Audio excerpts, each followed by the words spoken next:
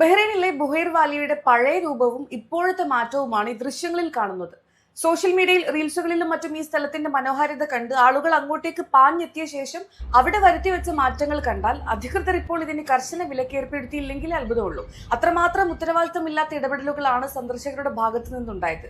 ഈ സാഹചര്യത്തിൽ വാലി സന്ദർശിക്കുന്നതിനും അവിടുത്തെ വെള്ളത്തിൽ ഇറങ്ങുന്നതിനും അധികൃതർ ഇപ്പോൾ പൂർണ്ണ നിരോധനം ഏർപ്പെടുത്തിയിരിക്കുകയാണ്.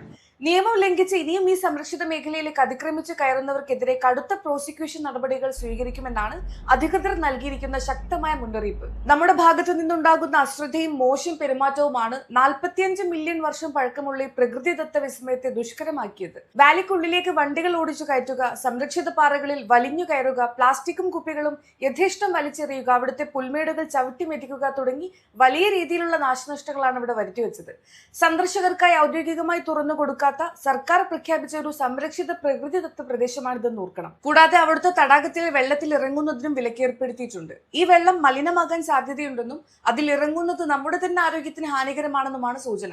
സന്ദർശകരുടെ അതിക്രമം അതിരുവിട്ടതോടെ വാലിയുടെ അതിരുകളിൽ വേലി കെട്ടാനും നിയമം കയ്യിലെടുക്കുന്നവർക്കെതിരെ വിട്ടുവീഴ്ചയില്ലാത്ത നിയമ നടപടികളിലേക്ക് നീങ്ങാനുമാണ് സദേൺ മുനിസിപ്പൽ കൗൺസിലിന്റെ തീരുമാനം. അപൂർവ ഇനം കുടിയേറ്റ പക്ഷികളുടെയും ബഹ്റൈനിലെ പ്രാദേശിക പക്ഷികളുടെയും പ്രധാന താവളമാണ് ബുഹൈർ വാലി.